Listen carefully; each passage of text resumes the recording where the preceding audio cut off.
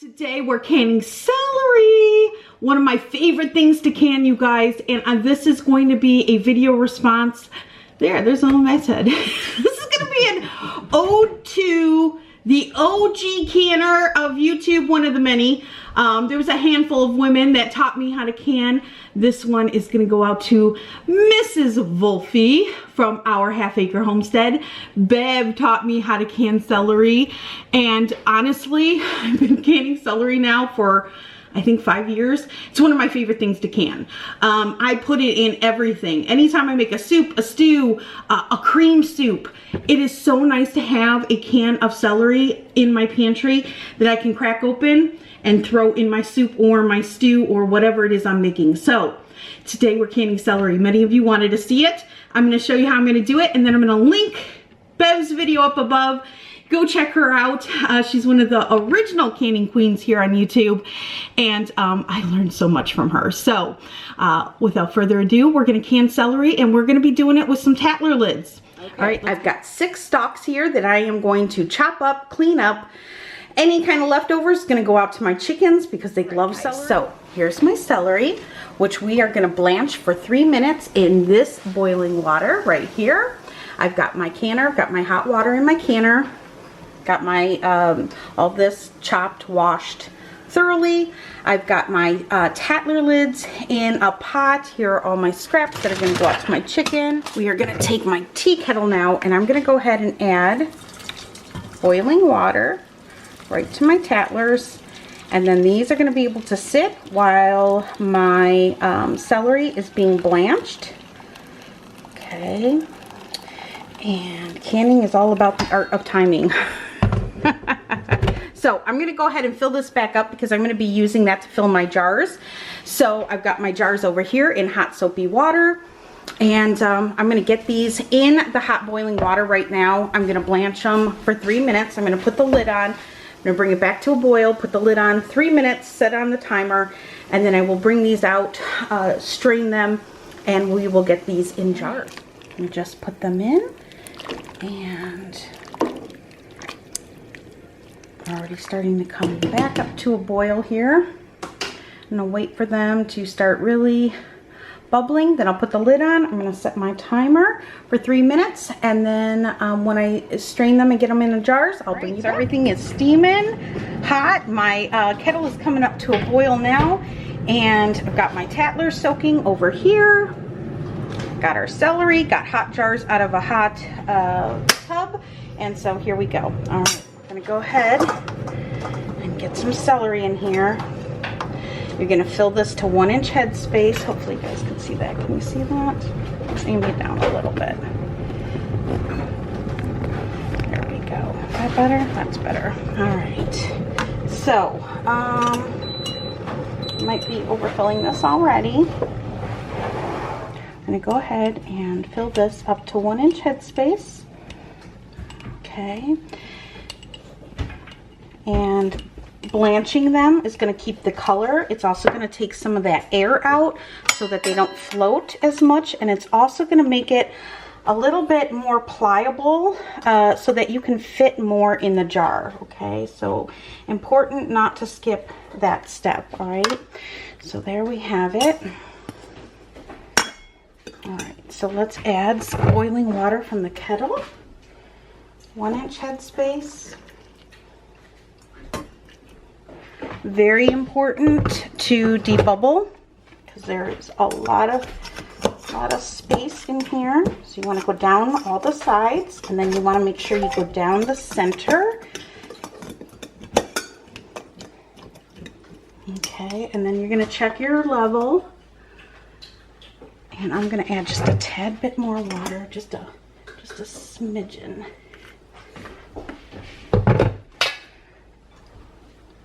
That's good. I don't add any salt to this or anything like that. You don't need to.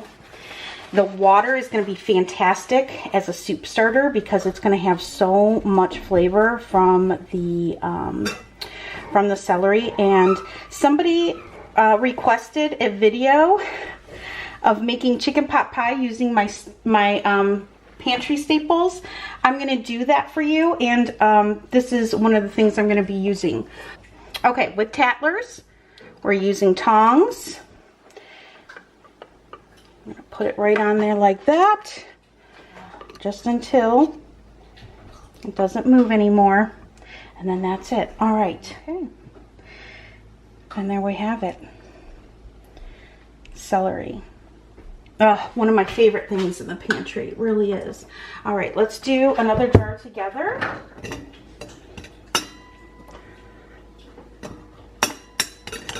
One-inch headspace. Get these kind of packed. And get the celery packed in there.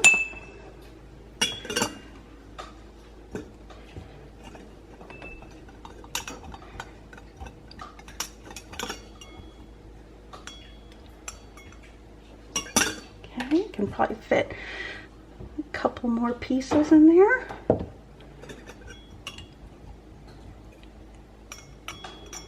All right, let's get boiling water in here. I hear my rooster outside. All right, 1-inch headspace. Go ahead and debubble.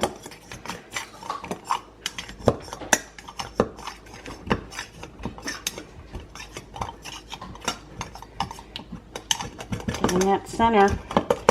Okay. And then I'm going to get down eye level, check it. I'm just going to add another smidgen. Just a smidgen.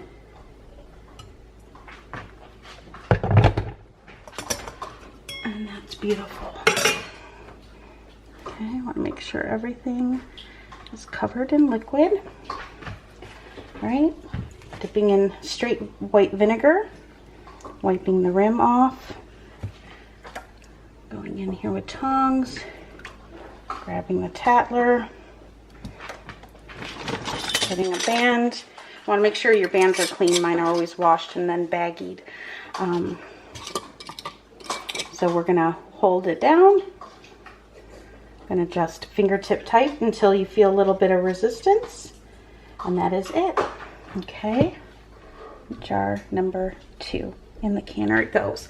All right, guys, I'm going to keep going here because it is Thursday and it's a homeschool day, and I'm doing this early in the morning. My kids are up though, and they're eating their cereal. I'm going to be raring to go here pretty soon, and so this is what we do. This is how we fit it all in. Get up early, extra early, and get your canning session in. All right, with that, I'm going to keep going, and I'll bring you back when I get all of these jars in the canner, and I'll let you know how many 6 stalks was able to get me. I am putting these in half-pint jars. It equates to 1 cup of celery, which is perfect when I'm making a chicken pot pie or soup or stew. If you need more, you know, if I ever need more, I'll just open up 2 jars. But usually 1 cup of celery is perfect for any recipe that I'm doing. That's why I like to can this in the half pints. Okay. All right. So with that, I'm going to keep going here, and I will see you guys back when I get all of these beauties in the canner. All right, I was able to get 17 of these half-pint jars, and well, actually 16 of those and 1 little smidgen. So again, these will be perfect for chicken pot pie, turkey pot pie, pantry meals, soup, stews, anything like that that you need.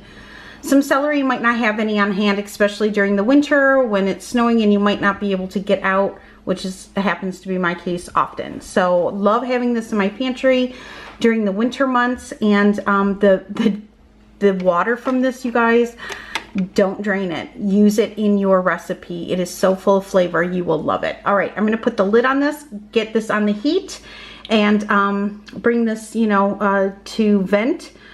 Which I will vent for 10 minutes. I am using an All-American 921 canner. So, all right. All right, guys, we have a steady stream of steam. Say that fast 3 times. We are now going to set our timer for 10 minutes. And when 10 minutes is up, I can put the weight on and bring this up to temperature, which will be, for me, 11 pounds of pressure, a little over 240 degrees, where we will process these jars for 35 minutes. So I will do that and run this canner. And when these are done, I will bring you guys back and I'll show you what they look like. You're gonna hear my guinea hens outside. They're talking away. All right, so we're gonna bring these jars out. Now I did do some button lids. I decided I wanted to do a few button lids here. I'm gonna get these all out of the canner. And with the Tattlers, I'm gonna go ahead when I take them out, I'm just gonna crank them down so that they seal, okay? Now, I had one jar fail here, and I will show you why. If you can see that, do you see that hair line crack in the jar? It's right there. If you can see that, can you see that break? So it might have had a small crack in it that I didn't notice, or sometimes, you know, you put jars under pressure and if they're a little on the older side, or, you know, like I said, just to have a hairline crack. I don't know if you guys can see that. Hopefully you guys can see it right there. Maybe you can really see it there. So there is a crack in that jar. So that one lost the liquid. So there is our failure, and I'm not going to use that just because there's a crack in the jar, and so I'm not going to take the risk that there might be a small sliver of glass in this jar. So we're just going to dump it. I'm not even going to feed it to my chickens. I'm not going to take that risk. So unfortunately, this is real, right? So I want to keep the real in so that you newbies out there, beginner canners, know that this stuff happens, and this is just kind of part of the canning process, and how you will address it when it happens to you. Okay, so this, I'm just going to wash this up and wash the ring up, and we will reuse that again because those are reusable. And then I'm going to just pan you across here of all the other jars, though. You can see some of them are still bubbling away. And all of them look absolutely beautiful. Again, when you take Tattlers out of your canner, you're going to want to crank down the bands nice and tight on them so that they seal. But everything else looks absolutely beautiful, and I'm so excited to get these on my pantry shelf. Now, I will be showing a video on how I make chicken pot pie using pantry staples. And I will be using canned celery, canned chicken, canned carrots. I think the only thing I don't have canned is peas. But I will be putting canned green beans in it. And I will show you the texture of how all of these vegetables are when they come out of the jar. Again, these are cooked, okay? I know many of you are going to ask me, I get it all the time, is the celery crunchy still? No, okay? This went in a pressure canner for 35 minutes. It's cooked. Is it soggy? No.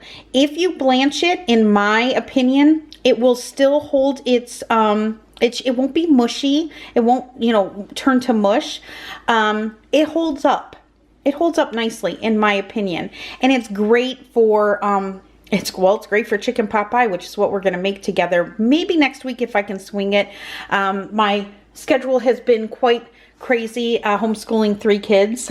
So this I had to kind of slide in early this morning before the kids woke up, and I'm now filming this part during our lunchtime. So I'm going to be heading back down working with them. I'm going to try to get this edited and uploaded this evening though for you guys. So but I will try to make that chicken pot pie recipe next week, dependent on, you know, the weather. If it stays nice and cool, I shouldn't have a problem. But I just want to show you the jars, and they're absolutely beautiful, and I couldn't be happier. So with that, I hope you guys give this a try.